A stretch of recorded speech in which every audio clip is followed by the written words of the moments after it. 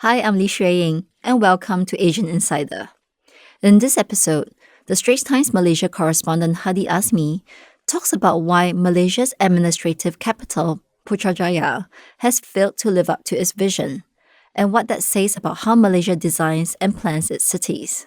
Hi, Hadi. Welcome to the show. Hello, hi. Thanks for having me. Yeah, so Hadi, you joined the Straits Times 4 months ago. How has it been so far?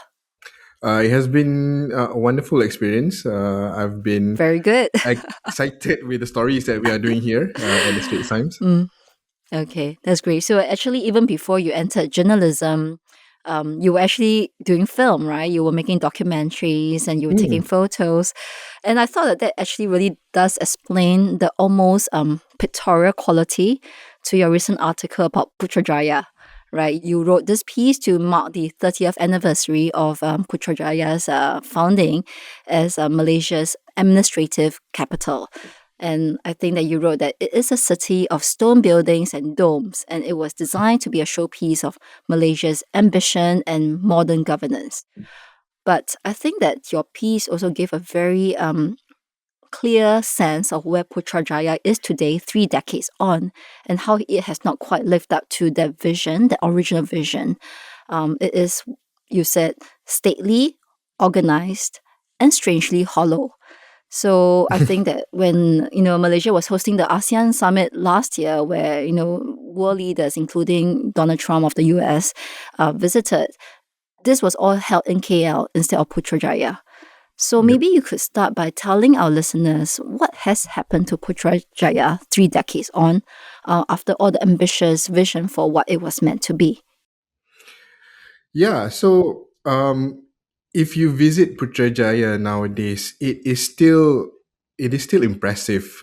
Um, like the day when it was first launched, So it's not quite any other cities in Malaysia. It's marble clad. The boulevards are white. The roads are nice. The sidewalk is, very broad, which, like coming from people who are living in KL, that Mm. is, something that we're not used to, even in KL. So The amount of space, right? Yeah. yeah, the amount of space Mm. dedicated to it. But the main comment that people have is that it still 30 years on, it still feels empty, which is strange because like people would say two things about Putrajaya. It is both empty and it also people also complain about traffic because for the amount of street that it has, for amount of space that it has, it still is plagued by the common issues of traffic jams that Oh. it was designed to alleviate, because like the whole idea Mm. of having Putrajaya was because KL was too packed, was too crowded. Mm. Therefore, to remove all the government offices away from KL would help KL traffic be better, and at the same time give better space for the government offices. But 30 years later, yeah, I mean the problem that is plaguing KL is still jam packed every single day, and Putrajaya is Mm. also suffering Jam packed from every that day. problem. Yes. Yeah,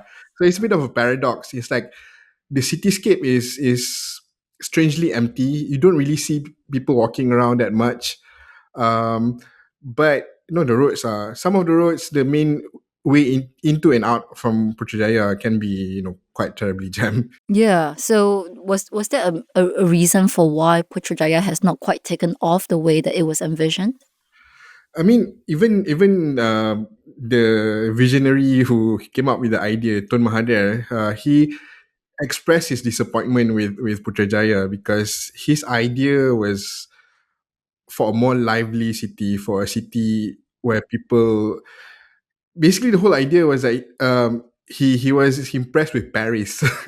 So Putrajaya has its DNA is a bit of a, they took a bit of inspiration from Paris. If you look around the city, you can see some bridges looks exactly like the ones they have in Paris. Even how they lay out the precinct is in a circular way, like the Yeah. arrondissements in Mm, Paris. that's So right. that was the inspiration, but um, I guess that there was too much focus on making everything grand, making everything stately, making everything centered around government offices that takes away from the city being organic, being its own self. Like the city center, the core of the city, this the Grand Boulevard is lined on both sides by government offices, ministries, these ministries and that ministries. Um, so the Tun Mahathir's original idea was to blend in all these government offices as well as commercial buildings as well as residential, to have that lively inner city core. But the planners put all those commercial areas and all those residential areas to the outskirts of the city instead. So in the evening after office hours, you will see the inner core being hollowed out. Everybody goes home Mm, mm. to the houses in the other sides of the city. So I guess that's one of the reasons. And the businesses, did they move in as well? The businesses in Putrajaya is not as as developed as the ones in KL. I mean, there are shops, there are retail options, but they are not as exciting as you would have in KL. I mean, for the longest time, they had one mall, Alamanda, in the middle of Putrajaya. That was the focal point for all recreational and commercial life in the city. People just go there to walk around, and it is designed to be like a smaller scale of the Surya KLCC Mall in KL. So the layout is almost similar. But since then, now they have another mall, a bigger mall. Actually, the biggest mall in Malaysia, actually, the IOI City Mall, just outside of Putrajaya. And it has now supplanted Alamanda as the de facto commercial focal point for the city. Right, Yeah. right. And how much life does that bring into the whole entire city? These two malls. I mean, the new mall basically took the air out of the old mall. The old mall is now Okay. relegated to being just a small community mall. Mm-hmm. It is still centrally located, but all the shops there are not.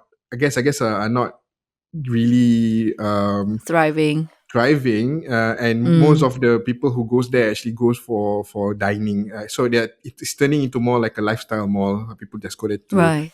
have a meal and meet people and all that. Okay, so what it sounds like is that if we are to visit Putrajaya today, you might see lots of cars on the roads. You might see people in offices. But in the evenings, they all go home to the outskirts of Putrajaya as well as to the mall, Yeah, um, the big mall, right outside, yeah, on the outskirts. But the inner core is, as you said, hollow out, and I think it doesn't quite help. It is not quite helped by the fact. I think by the fact that the one MRT station, I think you wrote in your piece, is located in the corner of the city, and yeah, you had this amazing detail about how the monorail system that was supposed to be up and running to connect everyone across the city has not been built 30 years on. yeah. And the bridge, Yes. tell us about the bridge as well. So yeah, Putrajaya is known for its big lake in the middle of the city, and the lake is crisscrossed by all these beautiful bridges. Each bridge has its own identity, has its own name, has its own like architecture style. But there's one bridge that has been like iconic for the wrong reason. It's called the unfinished bridge. It's basically they build a bridge in the middle that is supposed to serve the monorail line, the Putrajaya monorail line. And for the longest time, it has the it doesn't have an on ramp and on off ramp, so it's just like the middle only the middle span was built. Um, I see. and it was meant to be connected with the monorail, the Putrajaya monorail system. Mm, The thing with the monorail system is that they have the bridge done, they have the one of the stations built, they have all the tunnels, underground stations, built. It's just down to laying down the tracks and operating the system, but it was never completed. And looking at how things are now, I think the whole idea is being shelved. because the bridge that is supposed to be the monorail bridge has been repurposed. Currently, they are modifying the bridge into being a pedestrian bridge. So basically, I now the see. bridge is just turning into a footbridge for recreation and cyclists Mm. to Right. go around the lake. I see. So what had happened with the monorail? Why has it not taken off? Yeah, so the idea of Putrajaya was supposed to be, it is not supposed to be a city where you drive around. It's supposed to be a city where you park your car at all these transportation hubs and you take the trains to go around the city. So when the city was first launched, there is a few places around the city that is advertised as a park and ride facility where you park your car there and then you're supposed to, before the monorail is completed, you're supposed to ride buses in the city. But since the monorail has been shelved, I think the reason was when Tun Abdullah Badawi became prime minister in 2000 to 2003, he sees that as a unnecessary spending for Putrajaya, because of course at that time when the city was first opened, it was, very sparsely populated. Not many people live Right. there. Mm. So the idea was that the monorail would only be built once Mm. demand is rise up to make it feasible. But now 30 years later, there is definitely demand for a monorail service in the city. But for some reason, I think there's no political will to make that Mm. happen. Yes. So the stations, the underground stations lay dormant, the tunnels lay dormant, and the bridge that is supposed to connect the whole thing is now being repurposed. So that sort of give an indication that the monorail might not come at all eventually. So if you go around the city now, because it was not designed for people to drive around, so there is a severe lack of parking. What has happened now is that in between all these grand buildings, all these grand marble buildings, the empty lands that are supposed to be, like other buildings, are now being used Mm. as makeshift parking lots. Some of them are nicely paved, but some of Yes. them are just like gravels and dirt, and people just like park there because there's no other place to park. So it's a bit of a unfortunate sight. You see this grand Palace of Justice building, and next to it is like empty land of gravel and dirt, and Random people are cars like being just parked. parking their car Yeah. there, yeah, just because they have to. Yeah. So you spoke about the lack of political will. Mm. So what really is the underlying cause of that? The thing with Putrajaya is that because of it being the hub for the government, other township has grown around Putrajaya. So cities like Bangi, like Kajang, like Cyberjaya, has risen up to serve the city. Like people, because of housing has become saturated in Putrajaya. People who are working in Putrajaya now lives in Kajang in Bangi. Mm. So these people commute to the city in and out.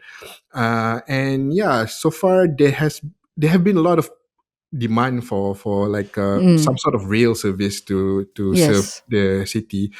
But looking at all the projected projects, all the projects that have been earmarked for the MRT system, there is none yet that serves that side of the Klang Valley. So it is not quite obvious why this area is being Mm. neglected, because Mm. clearly this is like it's It's a bit supposed to of be the a, seat of government, right? In yeah, in yeah, yeah, Malaysia. And yeah, you and you that's would where the think, Prime Minister's office is. That's where all yeah. the ministries are located. That's where all the civil servants are going to work. So it is quite a bit of a brain teaser as to why there isn't Yeah, that you kind would of think that they would put their will. best and the latest and greatest in Putrajaya as a showcase, for Yes. visiting Mm. dignitaries and all that. But no, it Mm. hasn't happened.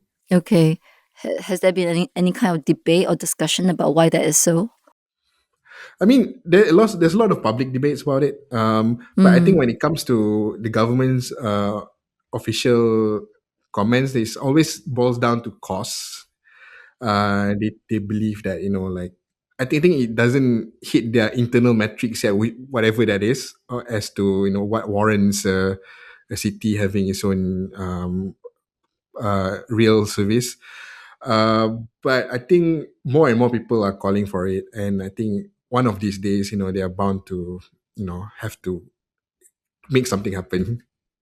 Right. Okay. And we'll come to that in a bit. But I'm also curious to understand to what extent is the Putrajaya experience indicative of how cities in Malaysia are designed and constructed.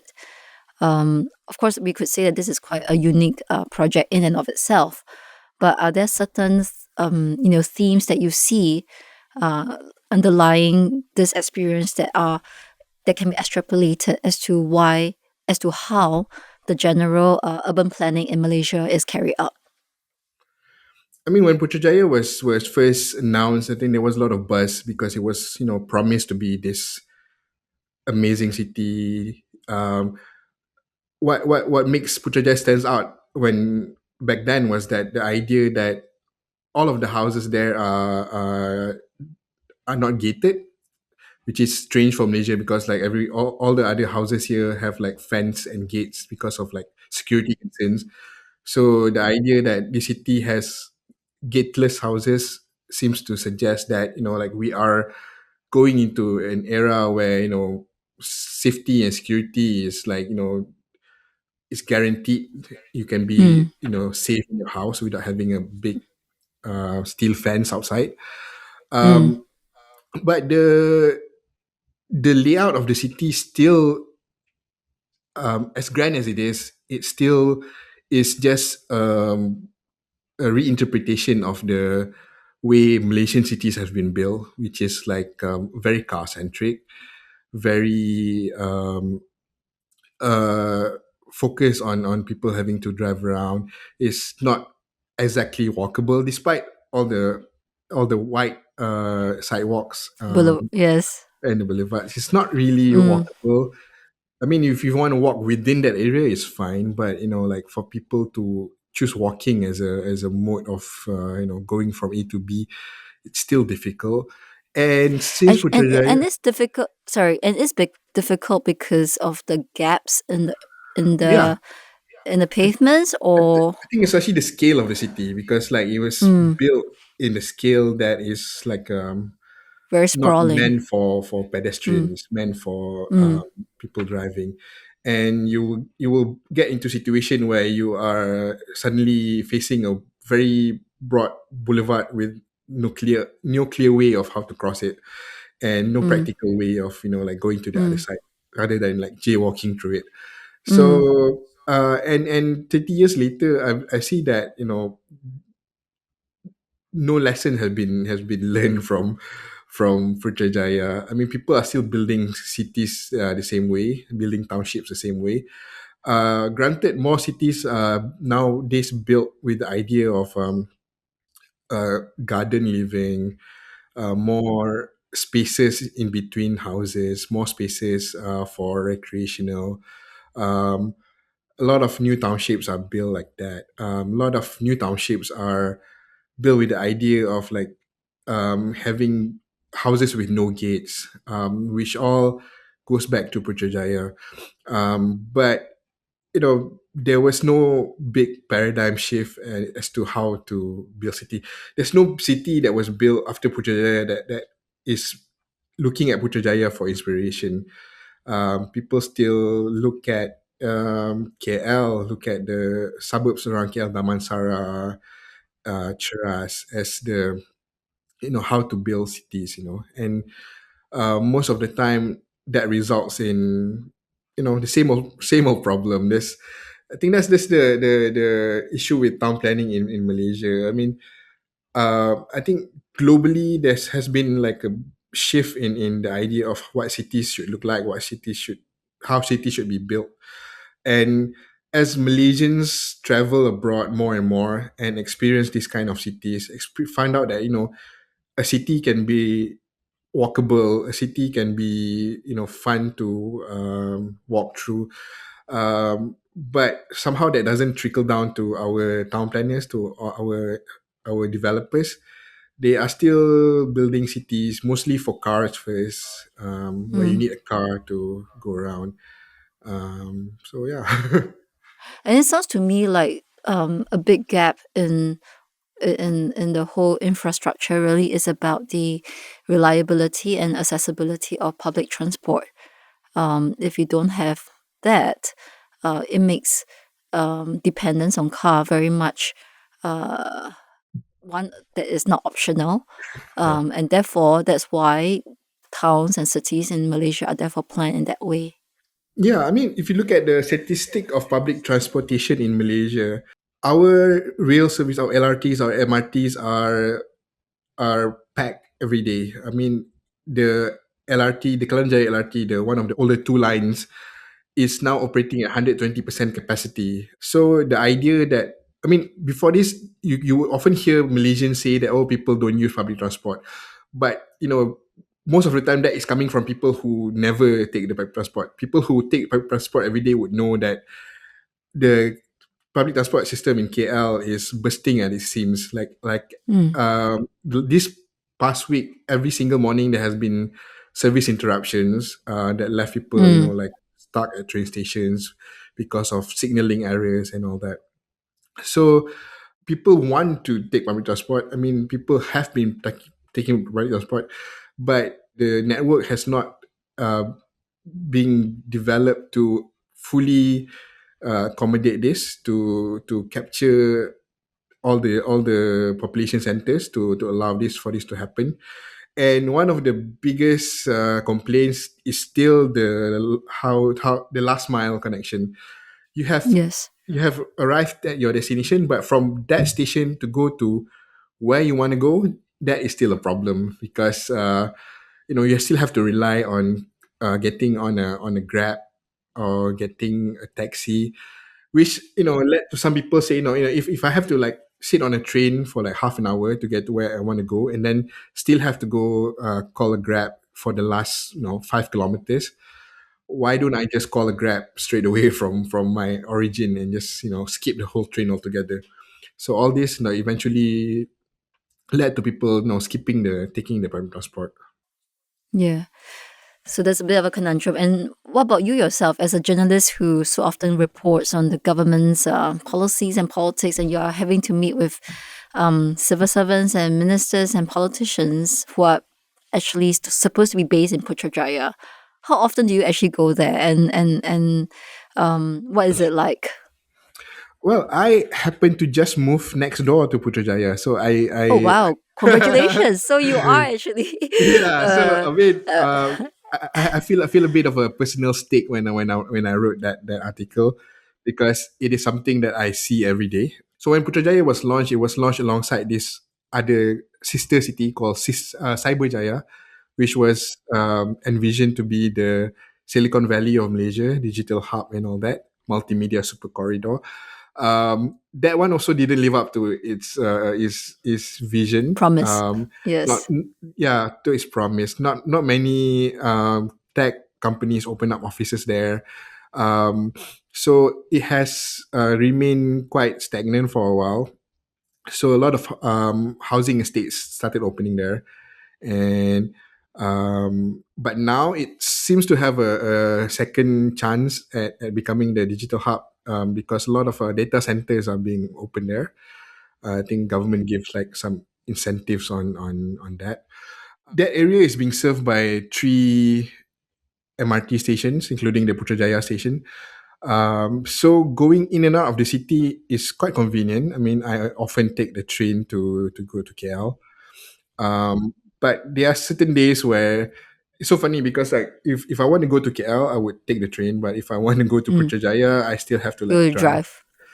because otherwise, I would miss all my meetings because the buses are not reliable, and like, otherwise it'd be so difficult to get to where I want to go. Right, the irony of it all. Well, thank you so much for coming on the show, Hadi, and for sharing your experience about Putrajaya. I wish you all the best in Putrajaya, getting around and reporting on what's going on there. Thank you again. Thank you for having me. Well, that's a wrap for Asian Insider. If you would like to read our column, we have a link in our podcast show notes. You can also sign up for our Asian Insider newsletter. This episode was produced and edited by Faisal Sani. Thanks for joining us.